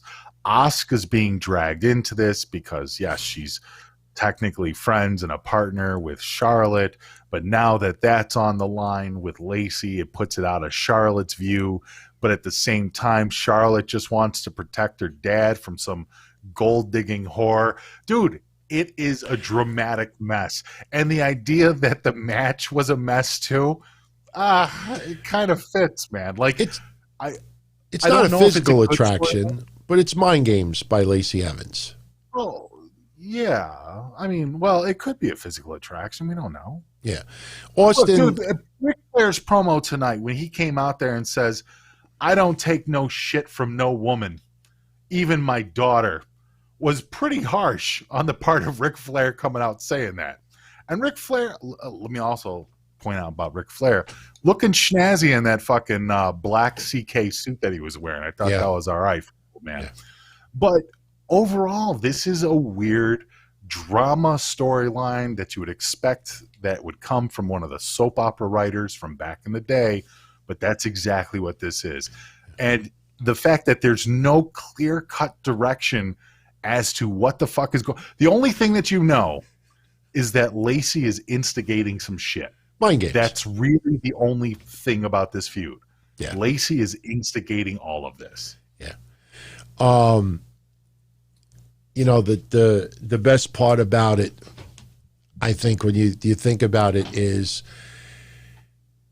you know, Ric Flair, I don't know where this goes with Ric Flair. You know what I mean? Like, he wants to mentor Lacey Evans. I think it kind of feels like Ric Flair just wants to be involved in wrestling. That's how it kind of comes across. But he could still cut a promo. I mean, you know, he's not anywhere even a couple of years ago. But, you know, for people out there that are also bringing up his face, shit, he's getting old. Oh, yeah. That's what happens. Getting old. Do you think he's getting any work done? Like, I wouldn't be surprised. I don't know, but I'll say this, though, and I'll repeat it because you and I brought this up twice already. And for some out there, that I don't think they still, if it's sunk in a little bit. But when people see him at Super Bowl, people see him tonight, people see him week after week, and they keep saying, with fucking COVID still around, how's it? You don't know if he's already been vaccinated. He might have already had the 2 shots. You know, you don't have the 2 shots and then go in hiding still. You're not going to ever be fully immune, but he might have had the 2 shots. So for people out there keep bringing up the COVID thing, he might have been vaccinated. Right.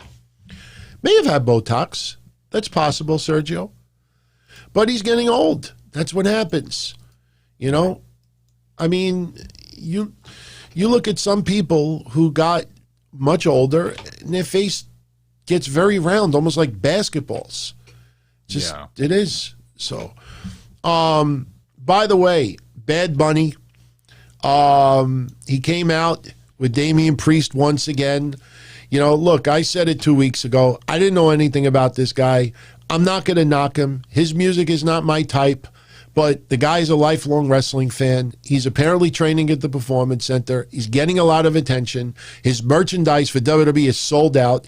But for anyone out there, because I did the research, because a few people DM'd me and asked me if I could try to find out, that that shirt and the shorts he was wearing was that Doraemon? Is that how you pronounce it? Doraemon? Sure. Oh. There's a website called farfetch.com. That shirt is $1,250, and the shorts he was wearing was $980. So you can own that shirt and the shorts for about $2,200, not including tax. Dora Iman, is that how you pronounce it, Benjamin? Or One Fall? They're rewriting the name like, okay, that's how it's pronounced. How do you pronounce it? I have no idea what that was. But I have no problem with the guy. The guy actually makes a little sense in storyline. You know, it makes Miz and Morrison look stupid. He throws the briefcase in the ring and they chase after it like a guy, like a dog chasing a biscuit. Yeah. And no one, see, I don't think anybody in the chat room even knows how to pronounce it. Dryman? Is that how you pronounce it? Tony Gloss? Dryman? Joe Punches. Welcome to the family, Joe. He was already family, but he's officially now family. I don't know. What did you think about the Bad Bunny stuff today? Damian Priest beating Angel Garza. What happened with Angel Garza's woman? What happened with his woman? What do you mean? Doraemon. Okay, thank you, Benjamin. Doraemon. Yeah, no, the Bad Bunny stuff is fine. I had no problem with it. I know people are really some people are really upset by Bad Bunny being involved with Damian. But I mean, it wasn't this long ago that we had other people doing this. This is just something WWE does. He is going to be your WrestleMania match, folks. He's going to be in a tag match with Damian Priest against Miz and Morrison. Is that who is? Yeah, that makes sense. Miz and Morrison. They are triggered. That's triggered. That's what they do. That's what they do every year. There's always why are people, oh my God, there's a celebrity. Yeah, that's what WWE does, guys. I'm sorry. That's like Snooki. That's just what wrestling does. Yeah. That's all it is. Look, I'd rather have someone who's a lifelong wrestling fan who looks like he's a little bit athletic, that actually wants to do it, that's actually having fun. Yes, we're jealous about the amount of money he has, but hey, if you're going to bring a celebrity in, you know, this guy may end up knocking it out of the park. You can't pop for Snoop Dogg jumping on Serpentico and then rip this. Ben says, yeah, we know Mish, but Damian Priest is so much better than this. I don't know. Being highlighted at WrestleMania? I don't know about that. I think that's a pretty good position to be in. And not only is he being highlighted, he's being highlighted with a very popular musician and pop star. So where's the downside to this? Right. You know, yeah, okay, fine. He's not having a technical match of the decade or anything like that, but I don't know, man. I think that puts him in a real nice little niche, and it's a hell of a way to keep him relevant at WrestleMania. You know, I would definitely like to be Damian Priest in this position more than whatever battle royal they throw Braun Strowman into. You know what I mean? I don't know. I think he's in the better position. I'm fine with it. Matt Riddle versus Keith Lee tonight. We know their friendship. They had a fun match, man. I enjoyed that match. Bobby Lashley, you know, MVP's doing commentary. Bobby Lashley comes out. You know, basically this feels like a number one contenders match for Lashley. They didn't actually say that, but, you know, then during the match, I started thinking about it. I'm like, okay, Keith Lee, did they suddenly maybe shift because we were wondering if Riddle was going to beat Lashley for the belt? Now Keith Lee's back after a couple of weeks, and, you know, maybe, you know, we'll have him go with Lashley. But no, Keith Lee beats Riddle. So now we think it's going to be Keith Lee versus Lashley, maybe at Elimination Chamber. But after the match, Lashley destroys Riddle again, beats the crap out of Keith Lee. And later on in the night, we find out at Elimination Chamber, it will be Lashley defending the championship against Riddle and Keith Lee in a three-way. I actually love the idea because I've loved all the matches that Riddle has had with Lashley when WWE's let them go. I've enjoyed Keith Lee's work. I've enjoyed Riddle versus Keith Lee. I think this is going to be a phenomenal match. But I enjoyed this match tonight. Probably my favorite match of the whole night. I was definitely concerned with Riddle's promo. Apparently, WWE thinks that if you smoke weed and get high, if you like the use of marijuana, you apparently enjoy Air Bud movies. Yeah. And that was kind of corny because I don't even remember the last time somebody has ever talked about Air Bud. Why was there so many mentions of Air Bud tonight? Is that a thing? Is that a weed thing that I don't know about? I think they're just trying so hard to get pop culture references in there and try pop culture from what, the 90s? Dude, he brought up like Air Bud 1 and Air Bud 2, and I'm like, what are you talking about? Like he doesn't even make sense. Like he's such a cartoon character. They've taken the interest away from Matt Riddle, the MMA guy, Matt Riddle, the athlete, and they turned him into Matt Riddle, the brain dead stoner. And it doesn't work, man. It makes him look like such a fucking putz. Matt Riddle is a putz in WWE. He really is. And while you're right, I do like the idea of Keith Lee, Bobby Lashley, Matt Riddle being in a match. I think that will be a great match, but not for the reason that you think. First, can we just acknowledge Bobby Lashley turning into this savage, uncontrollable monster lately is actually a good thing for his character? I don't think I've been interested in Bobby Lashley for years. Even when he was boinking Lana in front of Rusev, I could barely handle Bobby Lashley.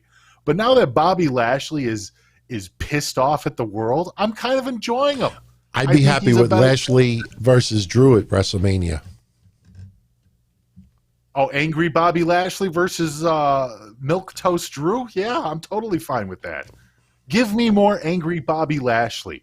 Bobby Lashley is believable as a pissed off man. He's believable. And I like the fact that MVP is so good too. Look, there's many times that I've said in the past that MVP in the ring has been boring and shit like that. But MVP's reactions to Bobby Lashley, the fact that he can't control Bobby Lashley, I fucking love that. I love what he's doing for Bobby Lashley, because while Bobby Lashley doesn't have a manager per se and everything else like that, and he's kind of on his own, MVP has been that voice. He's been that person to react. And MVP's reactions, the way that he's handling it, is fucking brilliant. It's like he's almost making up excuses for Bobby Lashley, but at the same time, Bobby Lashley just doing what Bobby Lashley does. I'm loving it. So I would like to see Keith Lee, Bobby Lashley, Matt Riddle go at it at Elimination Chamber at EC, and I would love to see Bobby Lashley go over the whole fucking thing. I hope they get 15 to 20 minutes minimum. I don't know if we get that. I don't know if I will do it. I would say give him 10 minutes. Give him 10 minutes and have Bobby Lashley lose his shit in those 10 minutes and go through like just a savage meltdown on people. I'm fine with that, but I'm loving Lashley right now.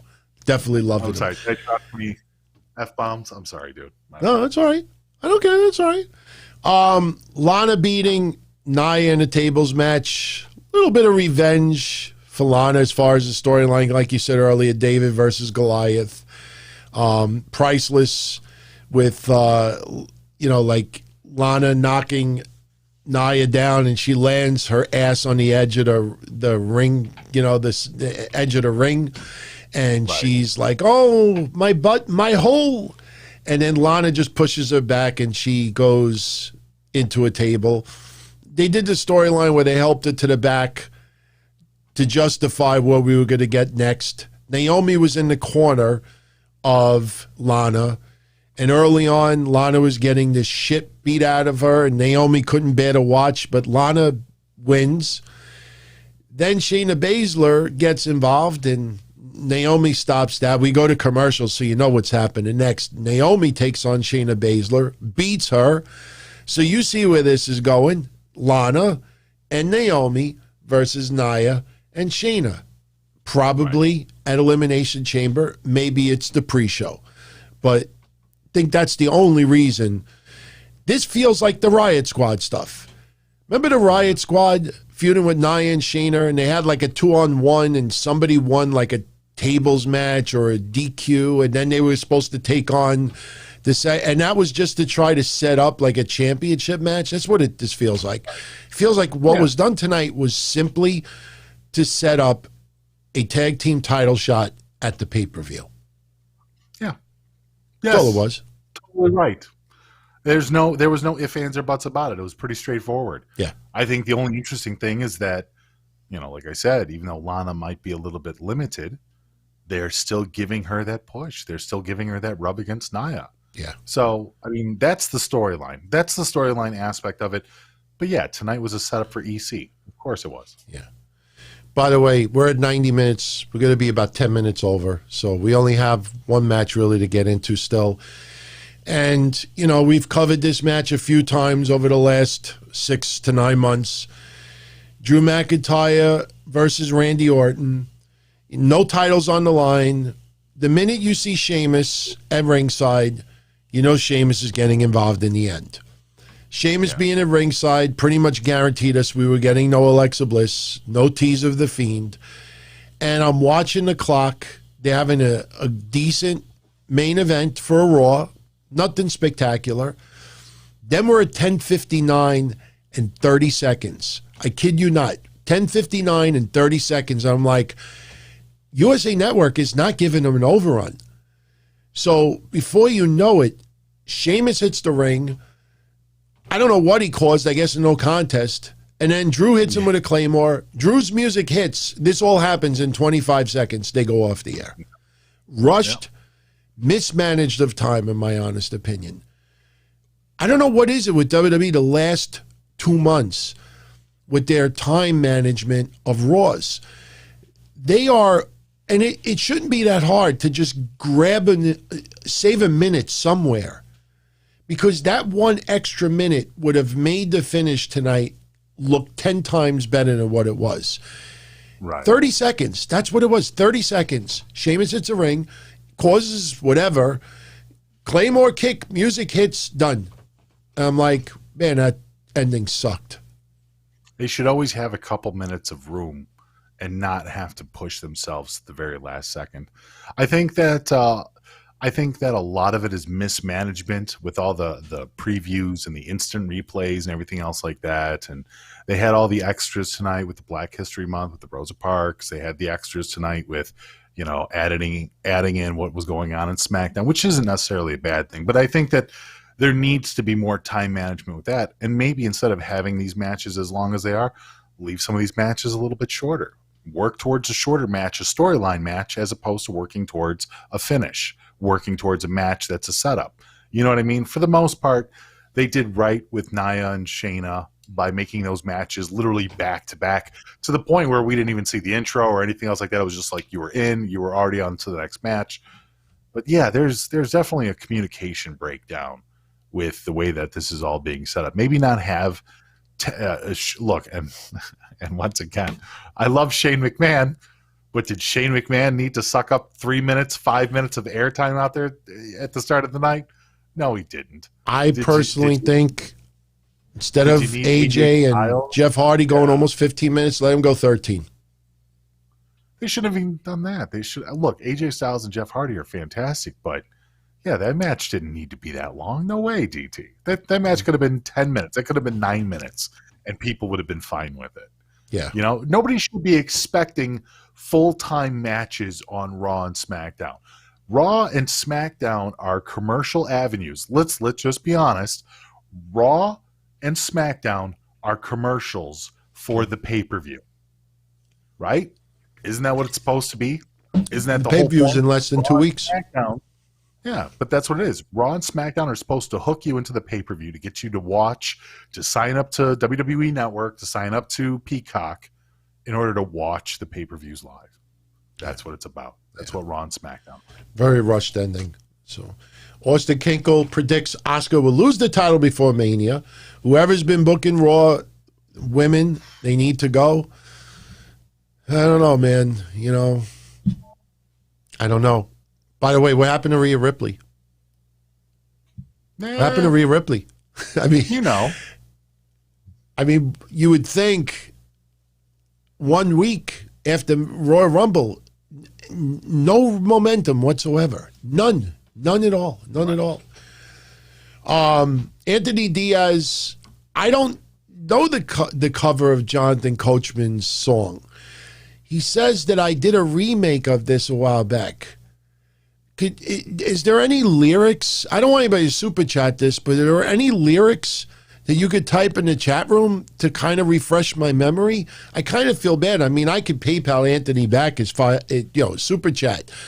But is there any lyrics? Like, I honestly don't recall.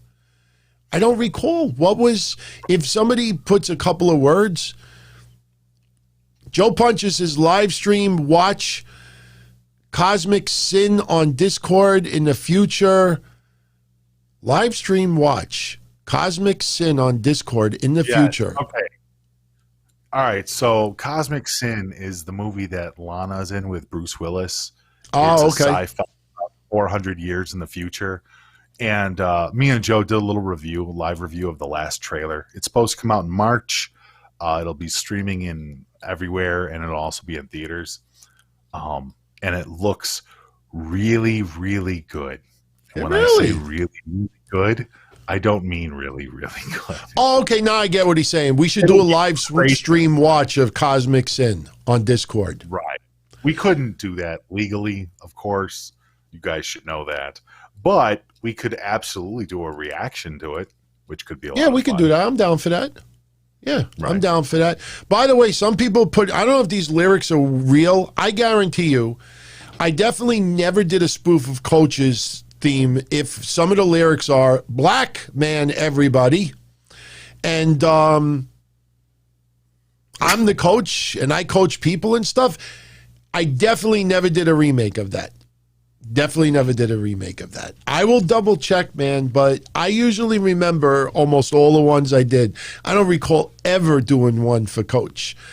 I mean, I did one for, so for some others, every time I get the call, no one reacts to me at all. Things like that, but I don't recall doing the Coach. I like the Coach. Right. I don't recall ever doing a spoof. Honestly, I don't recall. And VJ, thank you so much, my friend. Glad my father's procedure went well. Well, he's still in ICU. So, once he's in a regular room, actually, once he's home, then we'll feel a little bit more at ease. But, Sure. You got the Candido book. Good. And I did get your email about the other two things. So we'll talk because, there might be a title belt in the future. Because it looks like we may end up going with your title name for Thursday, but it won't be every Thursday. But we'll talk. I'll email you tomorrow. And he says, Bischoff said Bret Hart was the most boring champion. Why did they pay him $3 million a year? Honestly, man, I respect Bischoff, but Bischoff is looking at it in the executive viewpoint. He is shitting on Warrior's debut in WCW. It's one of my favorite moments of all time. So if that's how Bischoff feels, I respect that, but I disagree. As a fan, I enjoy Bret Hart's championship runs. Well, but there's an answer to that, though. Why did he pay him $3 million a year? So Vince wouldn't have him. Let's be honest.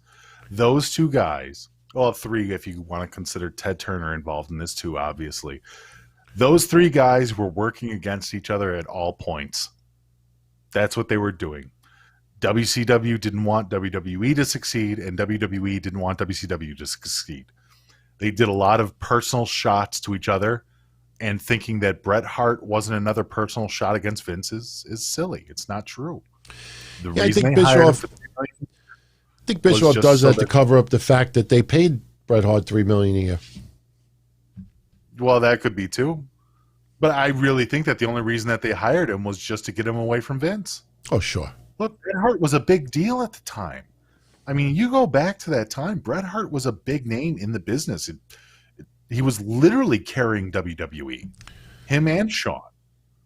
So removing one of the biggest stars in the company is a feather in the cap of your opposing company, of the competition, So, Fly, if you can't glue it back, let me know. I'll probably be able to send you another one. I don't know. You said the feet from the bobblehead came off the stand. That's the first. But I believe you. I don't doubt it. But, yeah, let me know. Anthony Diaz, I'm telling you, you don't have to super chat it. I'm telling you, I'll double check. I save everything. I do not think I have ever done a spoof of the Coach. Someone else out there would have said to me by now that, I did something like that. Nobody remembers it, but I will double check. I promise you. This Thursday, when I do the next Q&A, people still want some of that old Lenny audio, so I have that hard drive. I will search it and see what I find. So, anyway, just let everyone know, DonTonyShirts.com is open. If you want a face mask of Deli Club, if you want a little satire of me with doing the Bernie pose, and yes, on the back it says "You Matarats." So go check those out. There's a few other ones coming out. I actually have someone who is not a wrestling fan who is making something for Mish and myself. If this guy comes through, which I think he will, I'm sure Mish will probably put it in his store also so he could reap all the rewards. So that'll be in the very near future. Mish, before we go, you have 7 minutes. You want to stick around? Sure. You don't have to. I mean, I just wanted to restream what I had said Thursday about Lars, because there was a lot of BS online last week, a lot of clickbait saying that he was fired from WWE, which wasn't true. And there's a little bit more going on that I wanted to share with everyone, because I reached out to Lars and I actually heard from him. And just to show the sickness out there, Shaul Guerrero, daughter of Eddie, Vicky, she announced today that she's walking away from wrestling for the foreseeable future. She has a lot of anxiety issues, leads to overeating. You know, she's got an eating disorder. I shouldn't say overeating. She's got an eating disorder. She's got a lot of anxiety. And I see a lot of people, oh, stay strong, much love and this and that. Lars has anxiety issues, makes him walk away. And people run polls. Should Lars have been fired? 98% said yes. Everybody blowing their loads, having orgasms, that Lars is no longer there. It goes to show you that people don't give a fuck about people's anxiety. When something gets tragic, that's when everybody turns their leaf and says, oh, we need to be better. But when it comes to people, see, when you care about it, mental health, you care about everybody's mental health, not just the people that you like. And I got into a little bit of a rant on Thursday that had people emailing me, giving me personal stories about their mental health issues, their battles with depression, you know, and insisting that I put this as a separate clip. I didn't want to put it as a separate clip, but I wanted to share it. Mish, if you, during the 7 minutes, if it's time to go, you know, I won't be insulted, but I thought maybe you would want to check it out and just see what I had to say, because I thought it was pretty powerful. I don't normally get that many requests from people out there to ask me to repeat something, but I'm going to stream it now. It's 7 minutes long.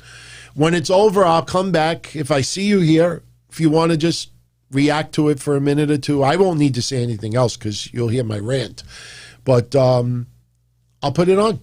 So sit back, relax. Mish, you could go for a smoke, go take a piss break or something, but this is the truth about Lars and WWE. A lot of you know that Lars is no longer in WWE. A lot of assholes the last couple of days. It's almost like they blew a load. Like, oh, they finally got the ultimate this after all the hatred they had towards this guy. And I'm not saying he's a saint, but I saw all these jackasses in the wrestling world writing that he was fired. I reached out to him and I spoke to Lars yesterday online. I'm not going to get into the details. All I will tell you is that some of the interview or some of the comments that are floating around online as to why he left are true. Lars Sullivan was not fired. Lars has a lot of anxiety. A lot of people think that when you're a monster in size, you're 6'5", 300 pounds, look like you could tear down a building, that, oh, how could somebody like that have tremendous anxiety? Please tell me what, you know, an anxiety looks like. Please draw for me what the poster child, what a perfect prime example of someone with severe anxiety looks like. It comes in all shapes, all sizes, all colors, all sexual orientations, preferences, religions. It comes in every form. This guy has severe anxiety. I don't know where it stemmed from. People have speculated. I have speculated. It's not me. It's not my right to personally ask him. You know, did you make those nasty remarks about homosexuality because you were taken advantage of with the, you know, with that video and some of the things that led up to that? I have no right to say that. Bruce Mitchell would do something like that. So anyway, the bottom line is this. He trained his ass off to return to WWE. And the short story of it is that they did the vignettes on TV and he was supposed to come back. I don't know if it was for a match, but he was supposed to come back like a week or two later. He didn't show. And he contacted WWE and he says, look, I'm having severe anxiety attacks again. And I don't think I can do this. WWE respectfully listened and granted his release. That is the story. I know it's not sexy. I know it pisses off people because they wanted every opportunity to say, fuck you. Fuck you, you asshole. You got fired, you scumbag. That's what a lot of people online wanted to do. Fans that really hate him, honestly, I know this sounds messed up, but fans that truly hate him, I respect how you feel. I don't agree. I believe that everybody grows up and deserves a little redemption, depending on what they did. But when you see bloggers and podcasters and websites doing that, that just shows you what pieces of shit they truly are. This guy, I'll say one thing, because he kept it very short and point. I don't want anybody to think I had long, it's not what it was. But do you know, at the very end, I said to him, and I know a lot of you feel this way too. I said to him, I said, look, a lot of us are pulling for you, and it has nothing to do with the ring. We've all had anxiety issues. I've never had it to that point where it totally interrupts my entire life. I dealt with depression when I had my divorce, and it annulled in 99 and 2000. I had a severe depression when I had my car accident. I had a severe depression when I had to put my dog down. But that anxiety to that point, he's got his dream job, and he can't do it because emotionally it's taking over. And when you see all these people out there who showed all, remember the formula I always talked about? That formula was shown in full view when Hana Kimura took her life. We all got to be better. Anxiety, mental illness is something that you should never, you know, take for granted. That it's a real thing, and and it takes you over and it controls everything, and you got to do this, and we got to be better, we got to be nice. A couple of weeks later, back to the same scumbags that a lot of people are. So Lars is no angel. Lars has said a lot of messed up shit over the years. I haven't seen anything of late. I wish him well. I don't know if I'll ever communicate with him again, but to the point of what I was just saying, when I told him that a lot of us are pulling for him, it has nothing to do with the ring, he put himself aside. He's like, no, dude, I'm pulling for you. And that was pretty damn cool. So I'm not emotional right now. Today, I'm just physically, emotionally drained. We had a great show last night. I didn't go to bed till almost 2, and I had to get up at 6, take my dad to St. Francis Hospital. And then whatever happened today with that news, you know, it's been a roller coaster ride all day long. So I'm very drained. I'm very drained. So right now, Joseph Acevedo, Lars is done with wrestling. Personally, I think the best for him is to, you know, maybe work the indies a little bit. If he could get a part-time schedule with a promotion with very little pressure, you know, then maybe he could do that. But as of right now, he's got severe anxiety issues. And that may stay with him forever. I just hope that he can, you know, reel it in a little bit. Put it this way, you know, anxiety is something that a lot of people deal with for their entire life. Medication, no medication, whatever it is. You have to find a balance somewhere. Maybe the balance for Lars is to never wrestle again. Maybe the balance for him is to work a part-time schedule, ease himself back in.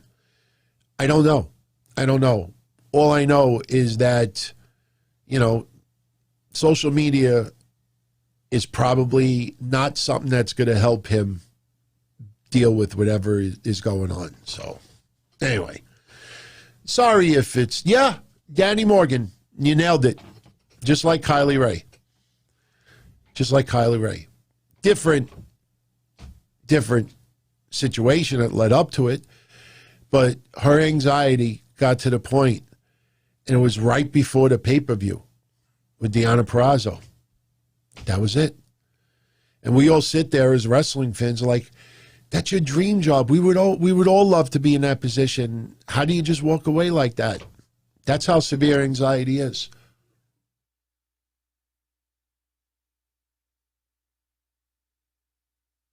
That was good, man.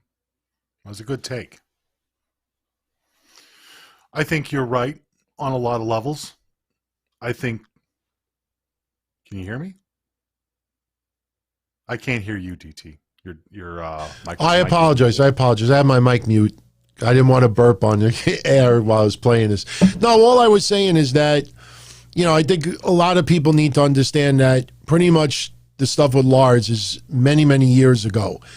And, you know, it gets to a point where, you know, sometimes when you have crazy ass anxiety issues like that, you know, you have to understand that, you know, that could be the reason of erratic behavior as well. I don't know. What's your thoughts on this? Well, I mean, whenever you're talking about somebody's mental health, especially to the point where it's crippling this guy, to the point that he can't work his career, he can't do his job, there's a point where he needs to seek help. He needs to seek professional help. And whether it's prescriptions or whether it's therapy or whatever means the professionals find that he needs to go through those steps in order to take this mental illness by the throat hold and be done with it. Look, you can't sit there and try to decipher why he feels that way from the armchair, from literally the Monday night armchair. It's going to be impossible for us to do more than just take educated or even uneducated guesses as to the reason why he's so crippled by this.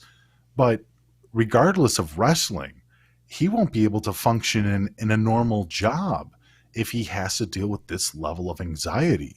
This is a man who needs serious help. And it's not just something, not some buzzword to say.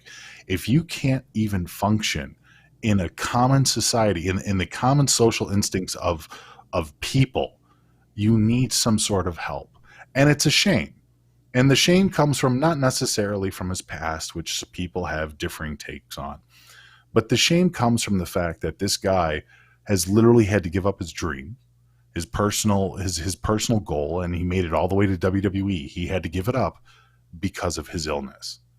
And it's sad. And he's not the first person in WWE that's faced that. And like you brought up Kylie Ray, and there's other people that deal with like bipolar, Mauro Ranallo and his bipolar issues.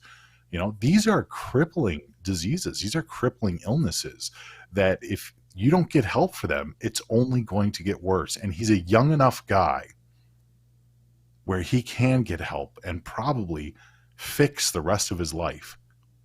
So social media, be damned. I mean, I'm sorry. Social media is toxic. Everybody here knows this. I'm not saying anything new. But this guy can't go to social media for advice. He can't go to social media for help. He needs to go to an actual person, an actual professional, and seek their advice. And he shouldn't be embarrassed to do that either. No, of course not. There's so many people that, what was it? You were even telling me this stat the other day, which blew my mind, was everybody going in for the vaccinations, everybody going in for the COVID tests. There are so many people that found out they have underlying conditions from the vaccine. So many people found out, oh, I'm a diabetic. Oh, I have cancer. Like, people are finding out horrible things that are going on in their own personal lives because this is like the first time that they've been to the doctor in years. I'm sure there's millions of people that are completely undiagnosed with mental illnesses on different levels, on different kinds of illnesses too, that they've just continued on in their own life, not thinking that anything is wrong, or maybe even thinking something is wrong, but not that it's something that they need to go to a doctor for or seek professional help. Lars is one of those guys that needs to take care of this. He needs to take responsibility and go and seek professional help in order to help himself get better. Yeah. Because he's not doing himself any favors. He's not doing his family and his close friends, like the people in his life, any favors. And he's not doing his future career or business any favors either. You can't operate at 50% for the rest of your life and expect to go and be and enjoy life the way you should. Yeah. So I hope he does. Everybody deserves a second chance and redemption. And I'm sure 99% of us, including me, you, and everyone else, has said some pretty horrible things in our lifetime, and we've learned and we've grown from it. And I don't think this guy should be pushed to the point of a tragedy, because of, stupid shit that he said in the past. Time will only tell. But I will say that, I know a lot of people are pulling for him, including yours truly. I know you are. Sure. And like I said Thursday, I thought the most thoughtful thing that he said was when I had told him, we're all pulling for you. And he said to me, he's like, nah, man. He says, I'm pulling for you. And I'm like, you know what I mean? Like, that just shows you the the lack of selfishness out of him. Selflessness. Yeah, look, like I said, I don't think we want to see another tragedy in wrestling, no matter who it is. I don't think anybody wants to see that. And, nobody wants it, dude. Like, only your most bitter people want people to hurt out there. Most of us are pulling for other people to do better, because in those times of need that you can help someone else, there will always be a time of need that you get by with help from other people.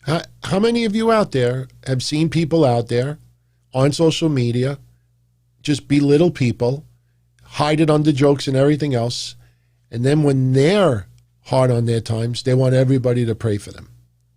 Right. You know what I mean? So you might end up... Yeah. Everyone out there may be at some point, where you need the support. I just think, if you truly care about mental health, you should at least consider ones who may not be as perfect and may have said and done some horrible things in the past. And, hopefully they have grown and learned from their mistakes. I don't think that should be a life sentence for dumb, stupid shit that this guy said years ago. We've all said dumb, stupid shit over the years, all of us. I don't believe that anybody hasn't. There is no saints among us. And the thing is you learn from your mistakes and you grow from them. And in this scenario, you find help for the problems that you have, especially ones that are crippling you. You find that professional help. And while there's a lot of, and people even in the YouTube chat are saying there's a lot of like fake politeness and stuff like that. Totally right. Absolutely right. There's a lot of fake politeness, but in that, there's a lot of people that genuinely want you to get better too. True. So I hope that Lars really sucks it up for himself, goes and finds some therapy that he needs. And I hope it's not just here, throw drugs at the problem. I hope he doesn't take a pill, you'll feel better.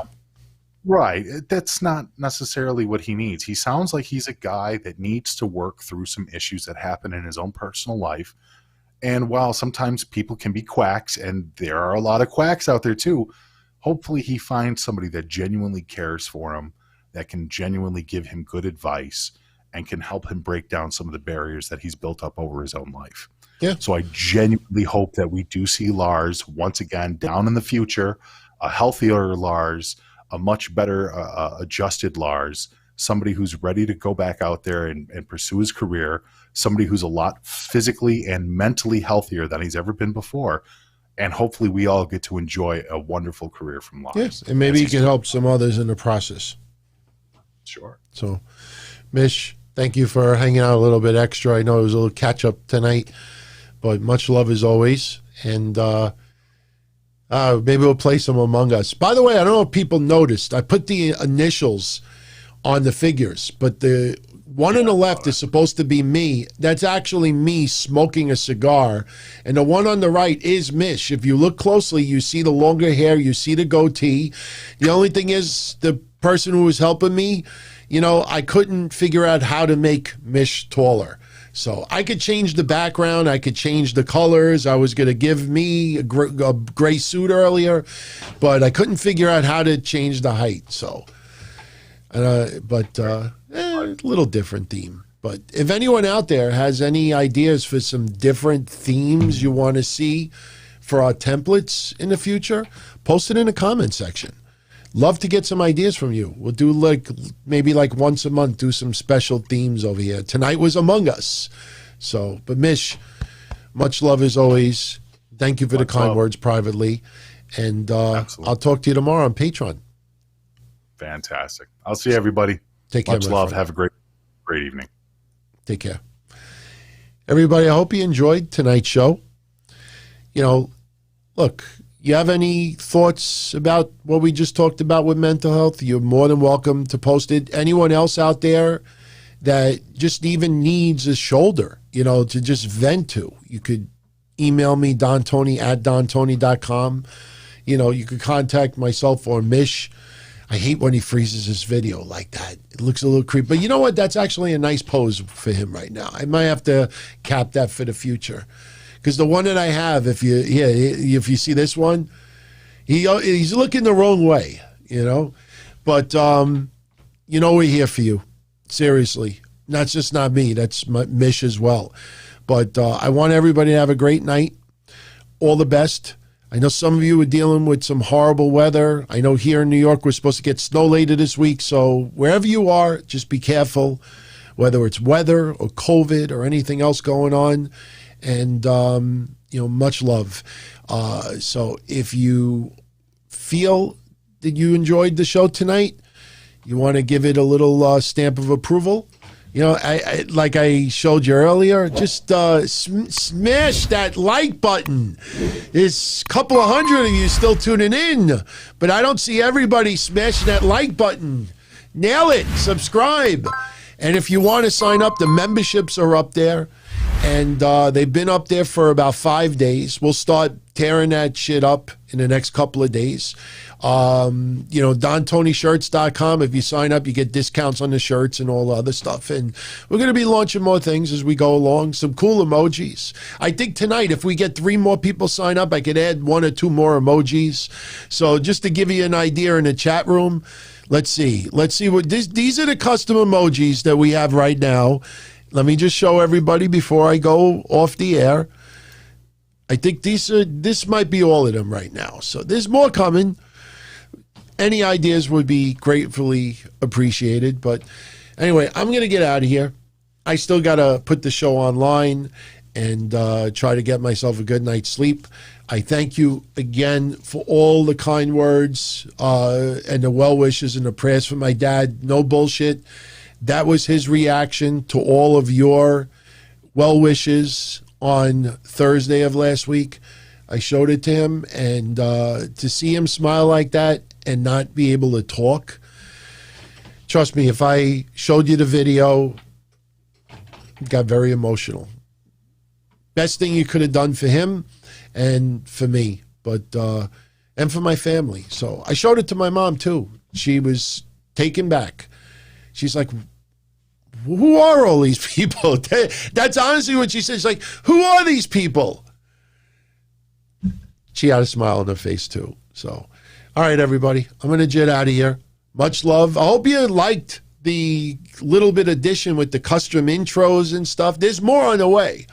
So any suggestions, like I said, my ear's always open. So I want to thank Mish tonight for staying a little bit longer. We try so hard to try to stay around 90 minutes. Obviously, that doesn't work out all the time. But sorry I couldn't do the show Friday. There's a possibility I may not be able to do the show again this Friday if my dad comes home from the hospital Friday. If he comes home Thursday or Friday, then I have to spend it over there and attend to him. And I don't have the capabilities of doing YouTube over there. I will in the near future, but I'm going to jet out of here. For everyone who's staying until the very last minute of the show, much love as always. And if you're around Wednesday night, 10:05 p.m. Eastern, I will be right here to review NXT and AEW. Remember, next Sunday is NXT War Games Vengeance Day. So I haven't decided yet if we're going to do a watch-along or a recap. Honestly, the way I feel right now, it's going to be a recap. I don't think there's enough matches to warrant spending 2.5 hours doing a watch-along. So probably recap for NXT TakeOver. And for Elimination Chamber, maybe that'll be a watch-along. We'll see what happens. But if you're on Patreon, Mish and I will be on Patreon tomorrow night. It'll be an off-the-cuff episode, so hang out. We'll have some lighthearted convo. And tomorrow I'll also announce the winners of the Royal Rumble contest. I'm a couple of days late with that. I thank you all for allowing me the couple of extra days. If you go to the thread, you pretty much already know who won, but I'll make it official tomorrow. So everyone, take care. Stay safe. I'll catch you all again Tuesday on Patreon or Wednesday right here on YouTube and the other platforms. So good night, everybody. Take care. And thank you again. I really do appreciate it. Take care.